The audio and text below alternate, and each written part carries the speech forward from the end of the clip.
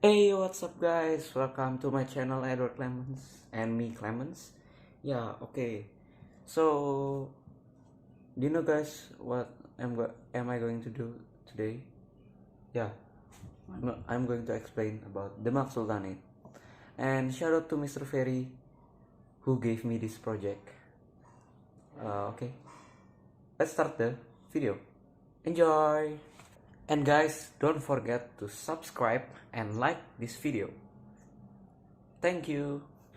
Okay, so let's go to the first explanation, which is the eponym. Okay, so do you know, guys, what is the meaning of eponym? No? Okay, let me explain the definition of eponym. So, according to the Cambridge Dictionary, eponym is the name of an object or activity that is also the name of the person who first produced the object or did the activity. Okay, guys, let me tell you about the eponym of Demak. So, according to the Solachim Salam, Demak is came from the Arabic word which means dima. Dima itself means that something that contain water. You know, this is a fact because in Demak area there are lots of water. So Demak contain a lot of water. All because of the large amount of swamps and brackish land, so that in Demak there are many lakes where water is stored. So the eponym and the condition of Demak is related. Yeah. Okay, guys. Let's move on to the next explanation, which is the local source. You know, guys, in the history of something, it must be a source to get the fact about this history. And in this content, the local source of Demak is the Babat Tanah Jawi. So, Babat Tanah Jawi is a major trace in the history of Java, one of which is the history of Demak, Bintoro Sultanate. So, Babat Tanah Jawi is the source for the Demak Sultanate. In one of the chapter in Chronicle of Javanese land, briefly narrated the history of the Sultanate of Demak and its road, and the first Islamic kingdom in Java ended. So this Baba Tanah Jawi really explain about the Demak Sultanate, and this Baba Tanah Jawi is really important for the historian to discover the Demak Sultan. Okay, guys, move on to the next explanation. Do you know, guys, that Demak Sultanate is the first Muslim Sultanate in Java Island? So Demak Sultanate really play important role in spreading the Islam religion in Java. Okay, so Demak Sultanate was the first and the biggest Islam Sultanate in the northern coast of Java. Demak Kingdom took place since 1478 until 1554. Demak Sultanate is not a really long kingdom like Mataram like that. Yeah, so this Sultanate is kind of short. And for your info, the capital city of Demak is Bintara, and the language that the people use in Demak Sultanate is Javanese. Okay, so for the next one, I'm going to explain you guys how the Demak Sultanate growth in distributing the Islam religion in Java Island. Okay, so Demak is a port fief to the Majapahit kingdom. It was influenced by Islam brought by Muslim traders from China, Gujarat, Arabia, and also from Islamic kingdom in the region, such as Samudra Pasai and Champa. So first, Demak Sultanate was only a forest, and the forest called Bintara Forest.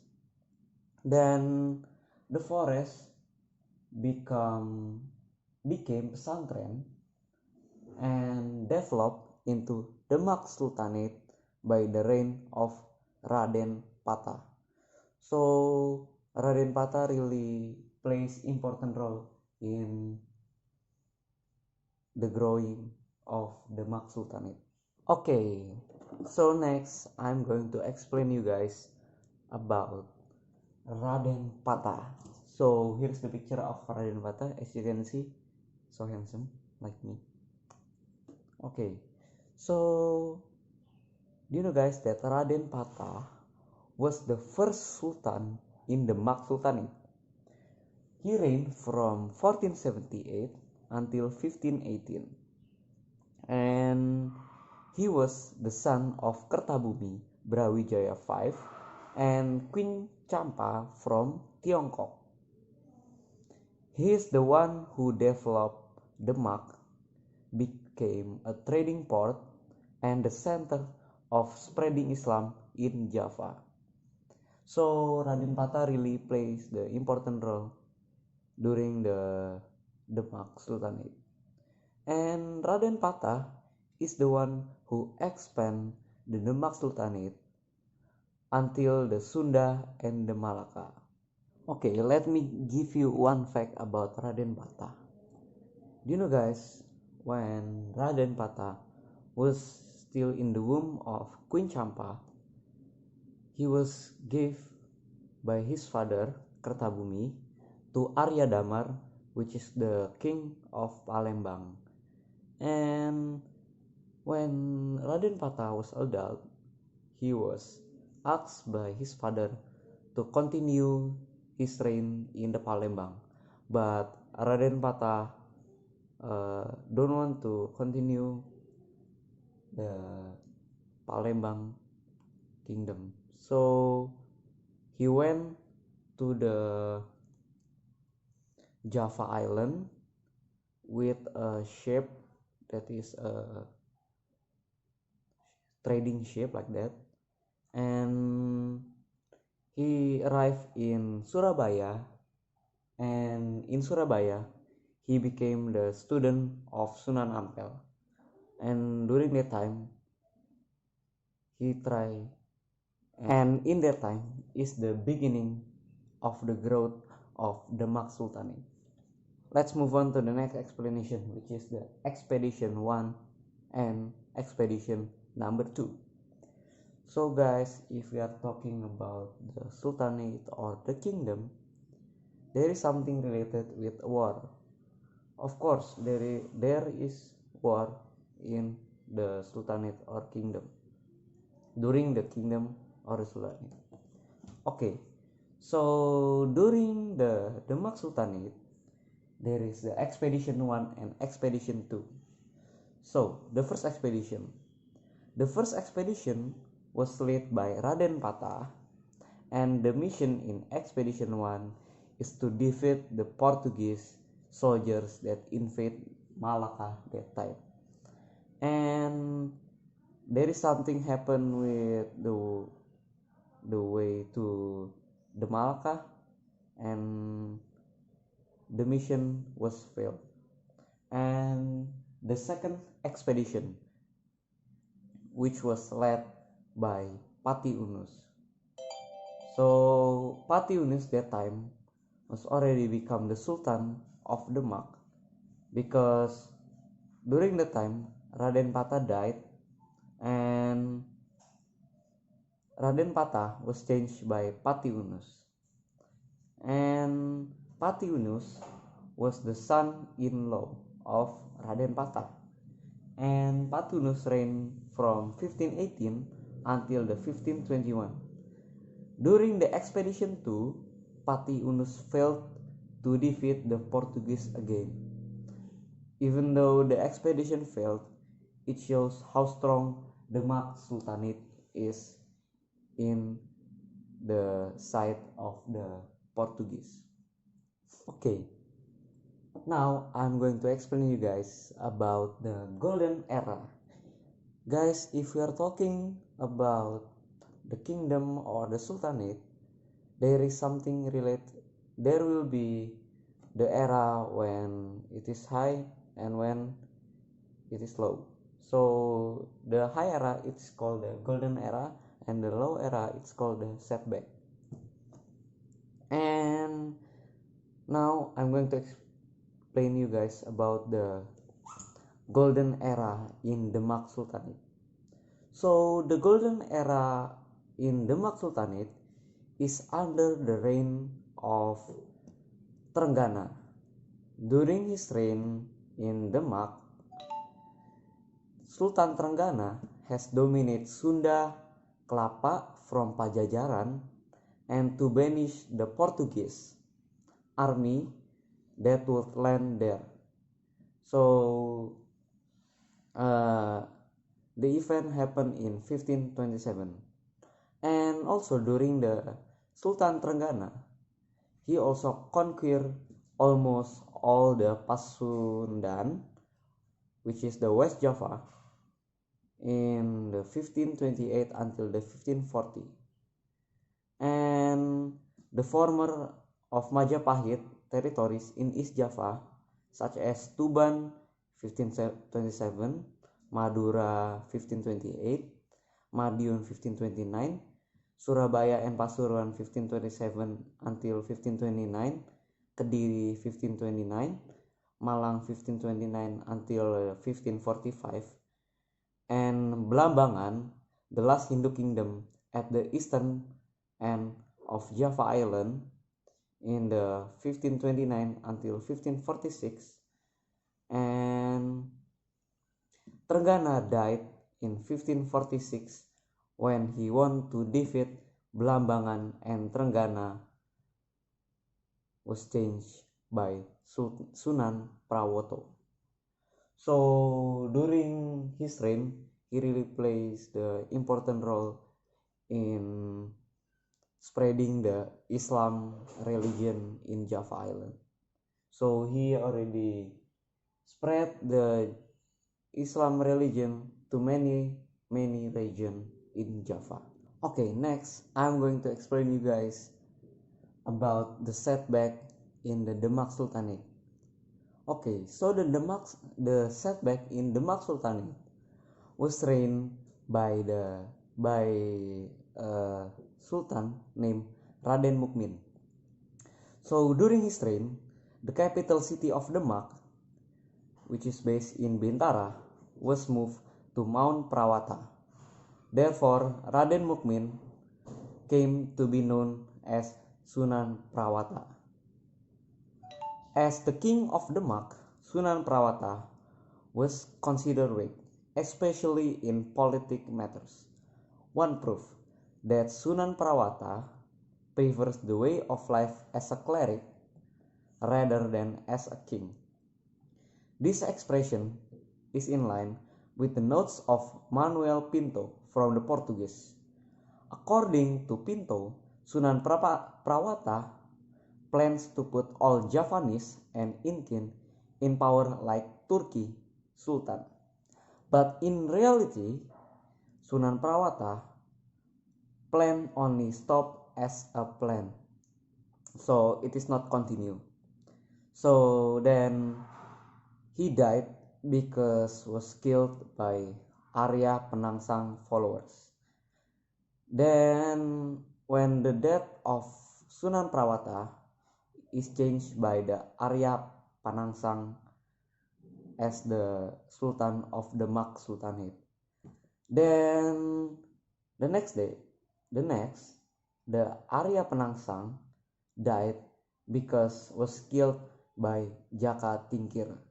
Okay, for the next explanation, I'm going to explain you guys about the death of Sunan Prawata.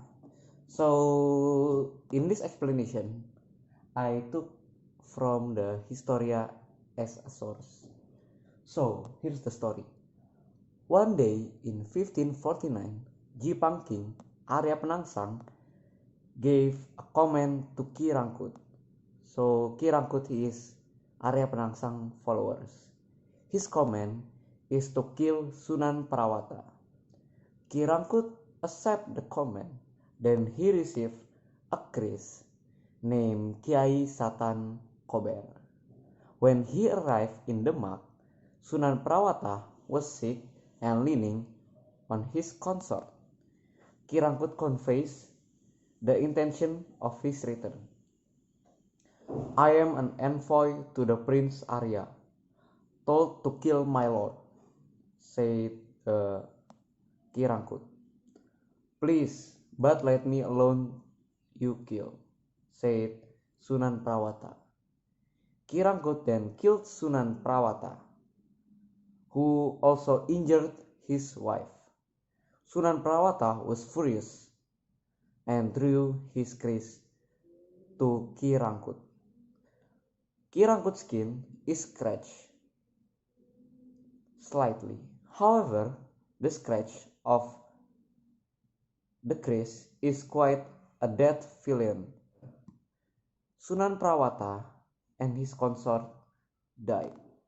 So, for the next one, I am going to explain you guys about the Demak Great Mosque. So, this is the picture of the Demak Great Mosque. I think you're familiar with this picture, right? Because Demak Great Mosque is one of the oldest mosque in Java Island. So Demak Great Mosque is the most iconic place that come in our mind when we are talking about the Demak Sultanate, right? Demak Great Mosque is the mosque that was built by Raden Patah in the 15th century. So the Demak Great Mosque is believed that the Demak Great Mosque is the gathering place of the Wali Songo. So Wali Songo is the guardians who spread Islam in the land of Java. Okay, so now I'm going to tell you about the conclusion that I made by my own about the Demak Sultanate. So, Demak Sultanate was the first and the biggest Islamic Sultanate in the Java Island. So, Demak Kingdom took place since 1478 until 1554. And Demak Sultanate really plays the important role in spreading the Islam religion in Java Island. There are 4 sultans that rule Demak Sultanate, which are Raden Patah from 1478 until 1518. Then the second one, which is Pati Unus from 1518 until the 1521, and the third one is the Sultan Trenggana from 1521 until 1546. Then the fourth one is the Sunan Prawata, which ruled from 1546 until 1547, and the last one, which is Arya Penangsang, who ruled the Demak Sultanate from 1547 until 1554. So Demak Sultanate was influenced by the growth of Muslim trader from China, Gujarat, Arabia, and also from Islamic kingdom in the region, such as Samudra Pasai and Champa. There are 2 expeditions during the Demak Sultanate era, and both of them failed. The first expedition was led by Raden Patah, and the second expedition was led by Pati Unus. So, the golden era of Demak Sultanate was in the reign of Trenggana, and the setback of Demak Sultanate is during the reign of Sunan Prawata.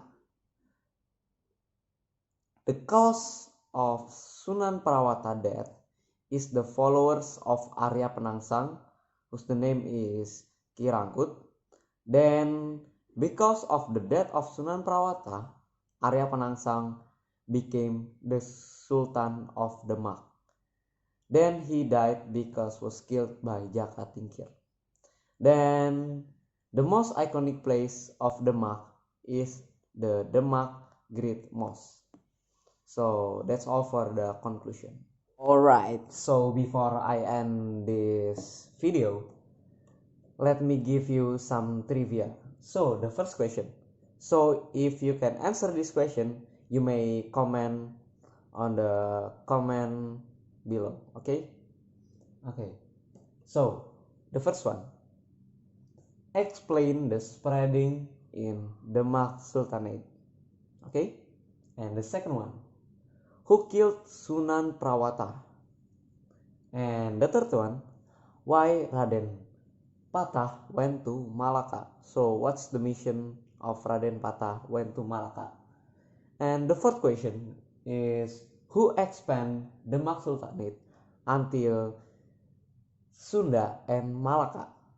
And the last one, mention 3 areas that Trenggana conquer to spread Islam in Java. Okay guys, we are at the end of the video. Thank you for watching my video, and don't forget to subscribe and click that like button. I hope I can see you again. Bye.